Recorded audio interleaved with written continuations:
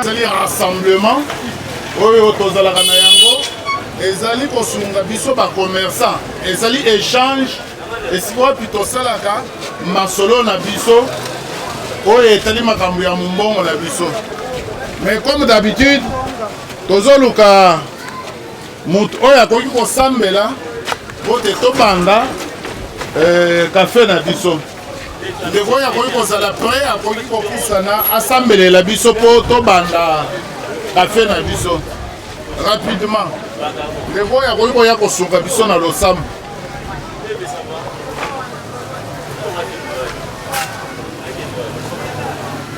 okoki kosambela papa topesi yo lokumu na ntongo ya lelo po ete osepeli kosangisa biso tolongo bandako tolongo babisika ekeseni me osepeli tosangana na ntongo ya lelo mpona kobanda kafe na biso. tolingi ozala mokambi na biso na ebandeli mpe suka ya mokolo ya lelo. tozali kotelemela nyonso ya monguna nyonso ya makanisi ya mabe. tolingi yo moko renye katikati na biso opesa biso mpe mayele mpe bwanya opambola moko na moko ata bao nyonso bazala na banzela ntango bakokoma tokosangana tokumisa kombo na yo. zala tata zala ebandeli mpe suka na biso na kombo na Yesu amen. Amen. Merci papa Tsele. Tozo koma na café na biso avant tobanda makambo ya lelo tozali ko rappeler oyo tosalaki la fois passée. La fois passée tolobelaki likambo moko lisusu ya mutuya ezali likambo ya kosoutenir koappuyer chef de l'État na vision na ye ya état de droit. Pourquoi tozali koappuyer vision wana? Parce que vision wana eza na mutuya makasi bokomona yango tango tokoprogresse awa. Mais tolobaki nini la fois passée banani bazali kobundisa chef de l'État na vision na ye ya état de droit. ezali kaka bato oyo bazali zinga na ye notamment bato ya union sacrée nde totalisaki union sacrée elingi kolobaka efaci te. vision ya faci eza ya union sacrée te. union sacrée ezali lokola instrument oyo esalisaki faci po te ou bien ekosalisa faci po te akoma na état de droit. état de droit nde vision na ye nde topesaki ndakisa ya ministre d'état ministre oyo azali en charge ya habitat Pisu Mwabilu oyo a violé constitution na état de droit ezali respect ya mobeko lokola Pisu Mwabilu a violaki constitution ye aza na vision ya chef de l'état te. mutu oyo azali na vision na yo te mutu wana azali kobundisa yo eza bongo te. alors parce que nyonso ye akosala ekozala kaka libanda ya oyo ya makanisi na yo nde makambu tolobelaki la fois passée. lelo tolingi mpe toloba likambo mosusu ya mutuya sujet na biso ya mokolo ya lelo ezali ya te na intérêt nini biso bacommerçant tokoki kosoutenir vision ya état de droit. eza na intérêt epai na biso. alors na masolo oyo tokoki kobeta awa nde tokomona ke ezali na kozali na intérêt wana to te. nde balobaka pour mieux sauter il faut d'abord reculer. tozo reculer moke po totala vision ya kala. vision ya kala ya mokonzi ya kala ezalaki nini selon programme na ye vision na ye ezalaki ya 5 chantiers. eza bongo te 5 chantiers nde vision ya mokonzi ya kala. alors vision wana ememaki biso wapi?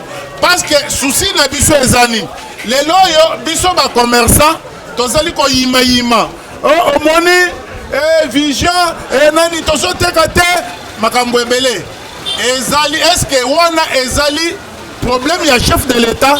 nde mwa exercice moke tozoluka tosala awa po toyeba nani akoki kozala na libunga place wana. chef de l'état ya kala Joseph Kabila Kabange vision na ye ya 5 chantier wana. Oh, 5 chantier wana soki tokoki kointerprete yango tomonaki ke 5 chantier ezali musala oyo bakoki kosala bazobenga yango chantier. Mais awa tango biso tomoni oyo elekaki tomonaki ke vision ya chef de l'état ya kala Joseph Kabila ezaki 5 chantier na sens nini ya musala te, ezaki 5 chantier ya désordre. Ce qui otali na dictionnaire pe okomona bakomi synonyme chantier ezali susu na synonyme désordre. C'est que ngai nazobenga yango 5 désordre ya Joseph Kabila. Est-ce que tozoyokana? Tozobenga yango 5 désordre ndenge nini? 5 désordre biso tozali kosappuye na oyo etali biso bacommerçant. Biso bacommerçant tozali na bosenga ete totekaka. Eza bongo te? Nini ezali koempêche biso actuellement toteka? Na vision ya chef de l'état ya kala ezaki ndenge toutaki koloba wa chantier ya infrastructure, chantier ya logement, tozaki na éducation na santé, tozaki na ona électricité, tozaki pe na emploi nde esika tolingi totelemela emploi. Est-ce que chef de l'État, Joseph Kabila, est-ce que agréé qui emploi? Agréé misala te. Au contraire, abomaki misala o ezalaki wana. Nyonso wana tozolo bango pona nini? Tozoluka, tozala na idée sika moko. Awa tozosala politique te, peut-être ndenge bato misusu bakoki ko interpréter, mais awa tozali koluka intérêt na biso ba commerçant. Intérêt ya ba commerçant tokoluka yango wapi? Tokoluka puisque il faut toyeba ke politique na économie bazali ba sœur jumelle. Soki moko atamboli malamu te mususu akoéchouer obligatoirement. Est-ce que tozokana? Soki politique etamboli te économie ekokufa. Soki économie etamboli bien te politique pe ekokufa. Baza bango mibale. Alors na vision oyo tozaki nango emploi ezali oyo bakaki biso te bacreye yango bacreyele biso emploi te. Au contraire babomi jekamine na mabele miba na mabele SNCC kala tobandeki koyawa bato bazouta chango bazokita awa na nsima na biso awa bazo SNCC eza te lac okokuta kutu bato kuna bazoloba 20 ans ya impayement. Sikoyo bandeko nalingi natalisa bino boye bomoni bato nyonso wana totangi miba SNCC batravailleur nyonso wana bakei wapi? Baye na commerce. Eza bongo te?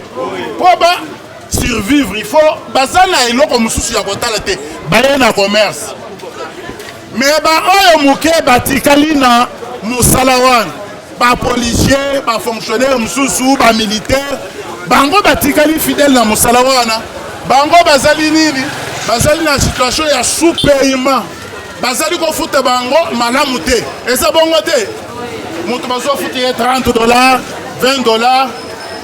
Batu wana bango pe basali nini? Bakimi bakei wapi? Baye na commerce. Est-ce que tozoyokana? Tango baye na commerce biso ba commerçants kotoye ebele. Est-ce que vous comprenez sikwana?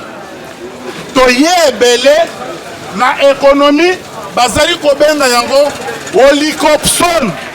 Beza biloko ezali ko exister. Olicopson ezali ni bateki bazali ebele basombi bazali muke.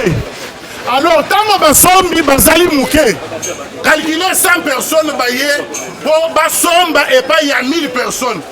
Est-ce que 900 personnes bako soki to répartir kaka moko 900 personnes bakoteka na bango te nde eloko ezali kosala te totekaka Est-ce que vous comprenez? Na désordre ya nani ya Kabila, vision ya Kabila. Vision na ye 5 désordres. Bino bozolo ba 5 chantiers, biso tozolo ba 5 désordres ya Kabila, désordre moko auto utiliser wa emploi.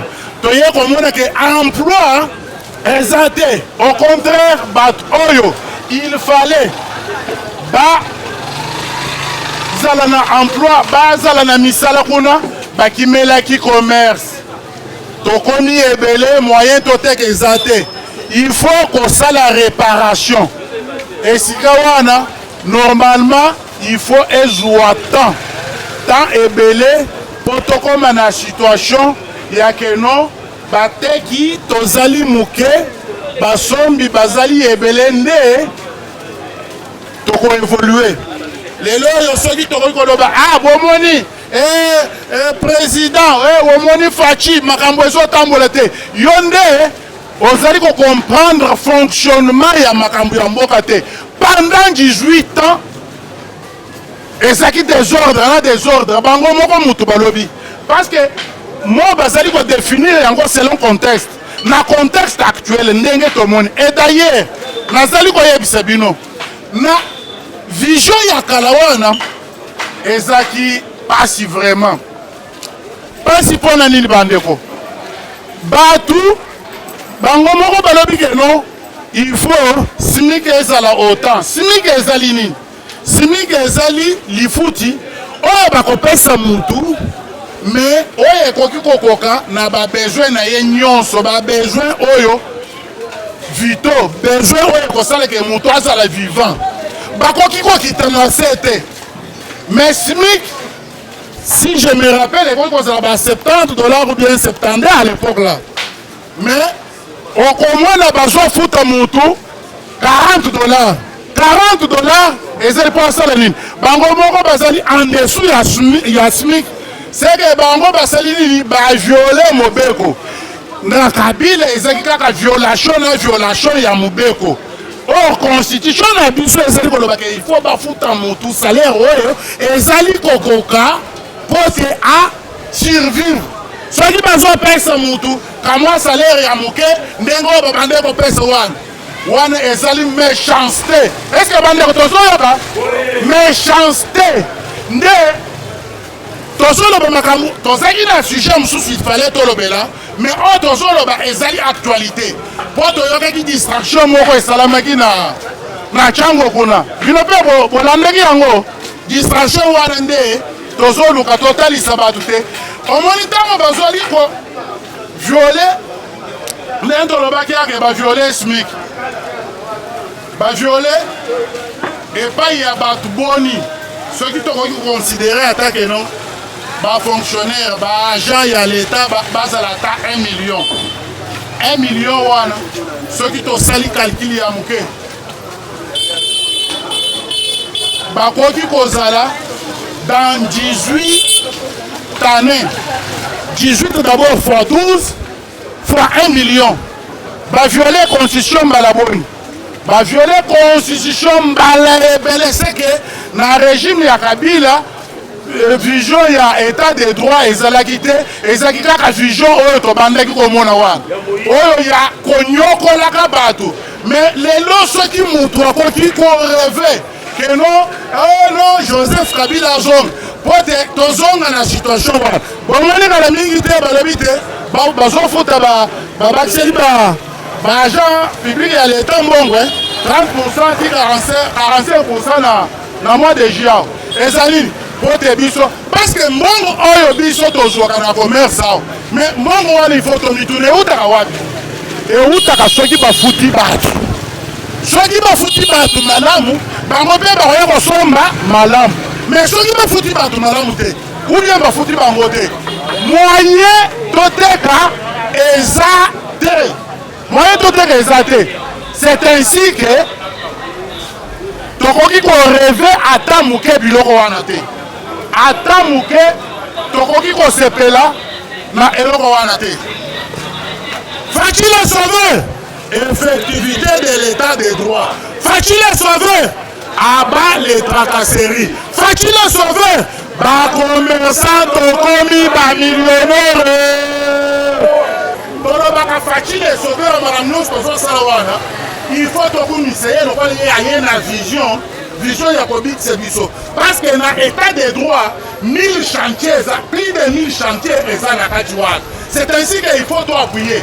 Parce que c'est la première fois toujours au Mokonzi, où il y a un côté de l'état des droits.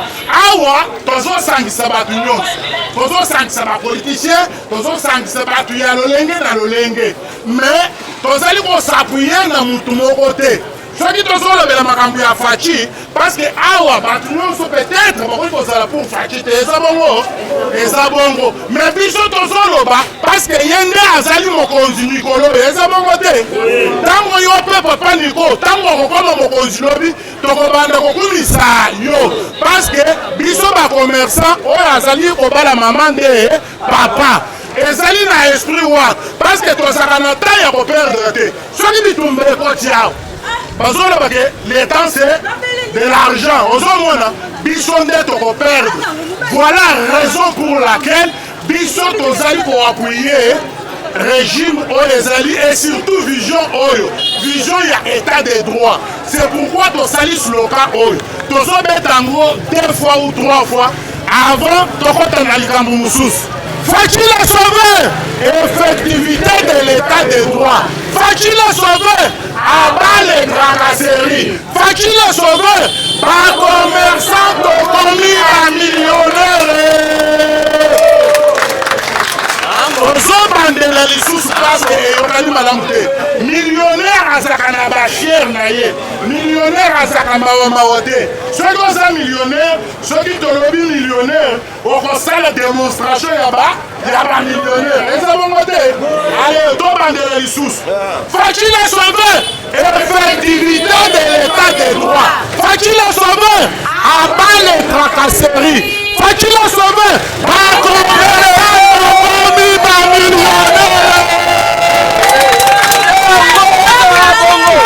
voilà.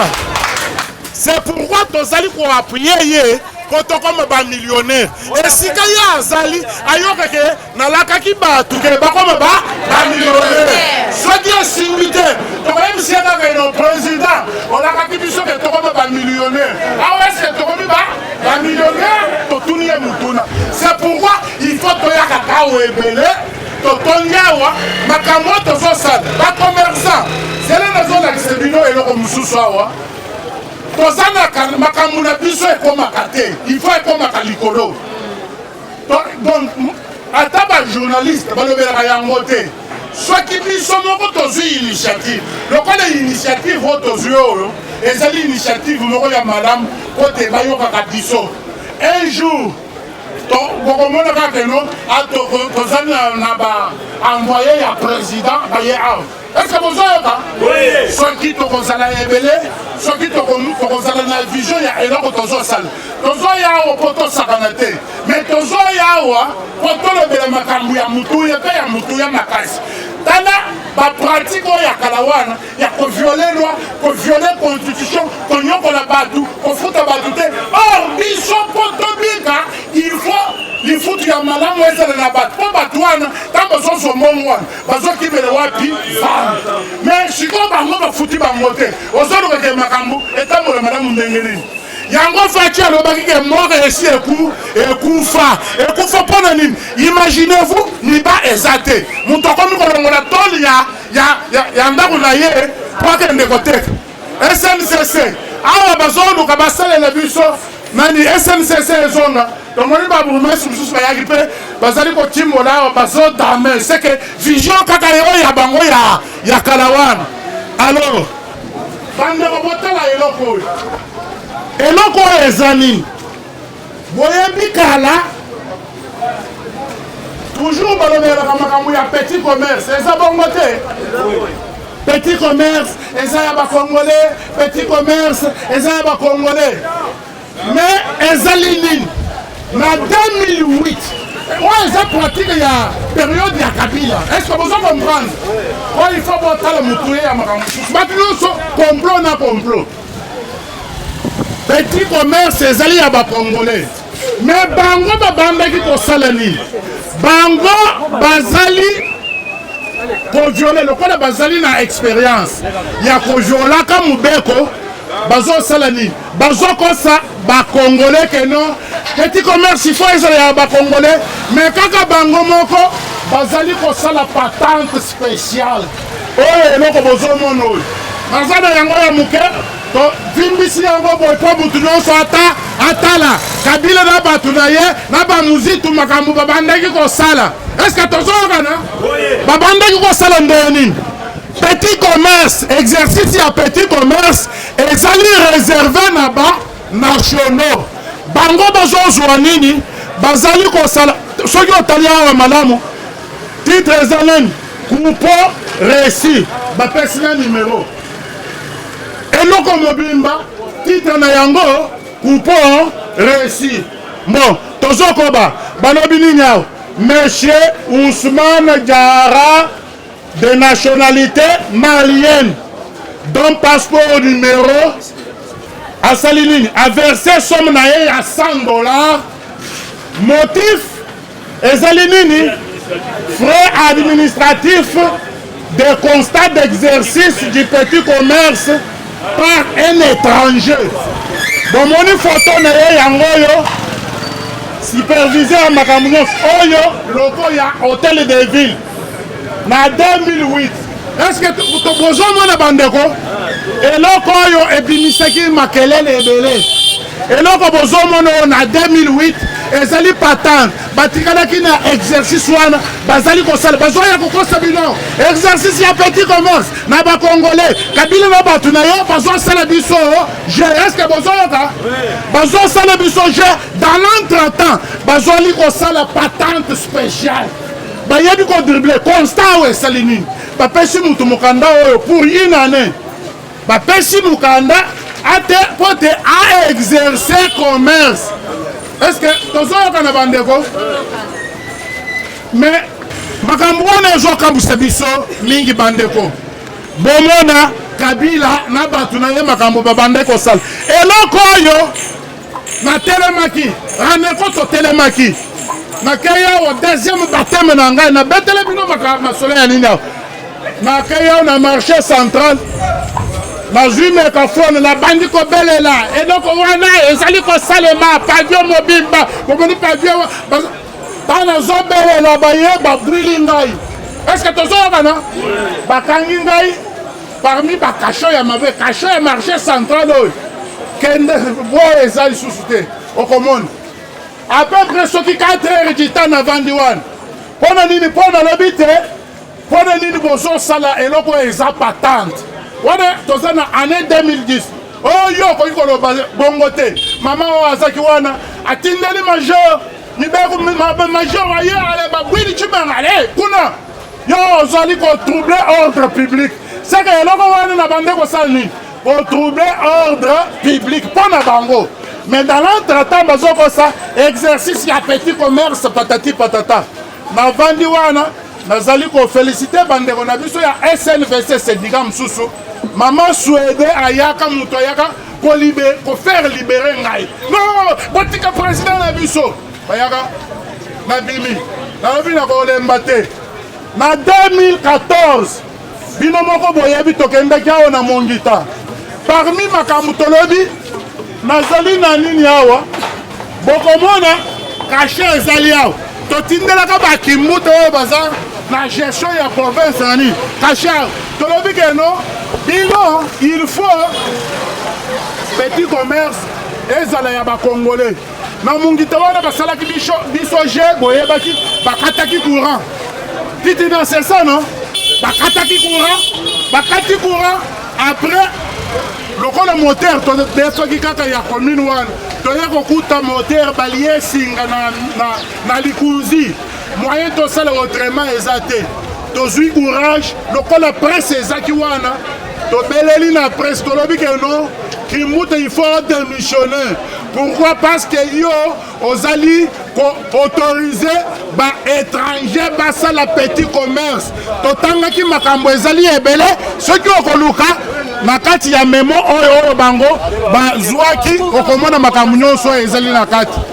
exercice ya petit commerce il fallait ezala yaba congolais bandeko na ngai lelo tozomona aventure bato mususu basali liboke bazoloba keno Kabila zonga wana ezali koseka biso ezali nini tala esika tobande kokende na lisolo na biso bat oyo ya changu wana bazoloba keno mais non bandeko il faut te comprendre makambo mususu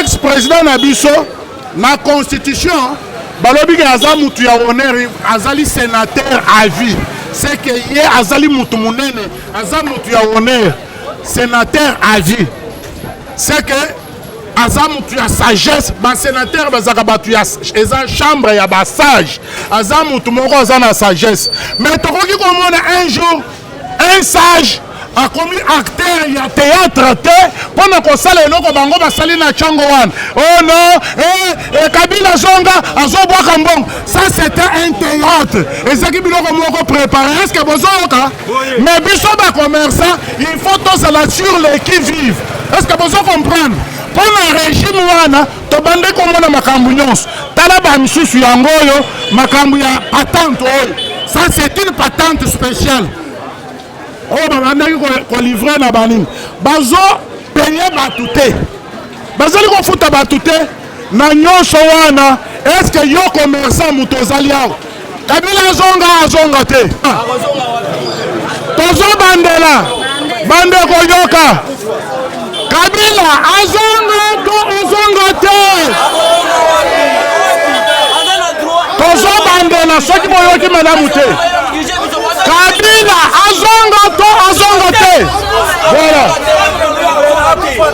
parce que y a ça dans pratique ya mabe alors intérêt na biso ya ba commerçant ezali ya koappuyer vision ya chef de l'état vision ya état de droit vision ya état de droit ezali vision nini ezali kosalisa biso te biso to se retrouver parce que makambo nyonso tozali koyimayima na yango awa na état de droit tokokuta makambo wana est-ce que tozoyokana alors intérêt oyo tozali na yango ezali ya ke tokoma ba millionnaire mutu alobi ke tokoma ba millionnaire azalani azali facile les sauveurs c'est pourquoi il faut to appuyer ye est-ce que bo tozoyokana voilà tozosenga na bino bo s'abonner na nani chaîne YouTube na biso ezali Raneko info officiel soki okomi Raneko koma bien un moko na emibale Raneko info officiel soki s'abonner okobanda biloko oyo tozosala tokobanda kobwaka yango na kati wana kote ekomela ti facile sauver est-ce que bozoyoka susi na biso nyonso yango wana soki osabone ndeko ekozala malamu opartagele mpe bato misusu bayokaka biso bozomona tolobaki la fois passé toza na confusion oyo toza na yango ezali ya union sacrée toexplikaki malamu mais eloko nakoki koloba ya suka ezali ya ke intérêt toza na yango tozoloba il faut to soutenir vision mpona nini parce que na kati ya vision oyo tozali na sécurité Abraham Maslow apesi 5 besoins ya mutu na 5 besoins wana tozobanda na besoin ya oyo babengi physiologique besoin ya kolia komela kosala oyo ezotala nzoto besoin vital soki mutu asaleli yango te akokufa besoin ya liboso besoin ya mibale ezali sécurité or na kati ya état de droit nde esika sécurité ezali parce que na état de droit bakoki kosala patente spéciale te parce que ntango basali boye baviole mobeko oyo elobi keno exercice ya petit commerce ezali kaka ya banationaux alors ntango tozali na état de droit bakoki kofuta mutu en dessous ya SMIC te parce que ntango bazali kofuta mutu en dessous ya SMIC bazoluka ke mutu wana akufa ntango tozali na état de droit tozali na makambo nyonso ya malamu c'est pourquoi tozali kosenga na bino il faut to appuyer vision oyo tolobi makambo mpo na nini parce que on a vu excès des donc tomoni confusion confusion euti wapi epai ya mokonzi na biso ya kala oyo asali wana ezali jini mpo na ye te parce que mutu lokola ye azali mutu ya honneur azali mutu munene azali sage ivo avanda soki ekomi keno yaya kosala théâtre atiki ya ye mosala valeur na ye azali koperdre yango parce que ye azali sénateur à vie mutu moko sage lelo soki ekomi bongo ezali malamu te alors il faut toningisa moke faut-il la sauver effectivité de l'état de droit faut-il la sauver abat les tracasseries faut-il la sauver bacommerçant tokomi bamillionnaire bandeko bozela nazoloba boye tozali na intérêt ya koyaka kao yo mutu oye lelo yebisa baninga mosusu ke yaka tozo est-ce que toperdre temps te toéclaire makambo mosusu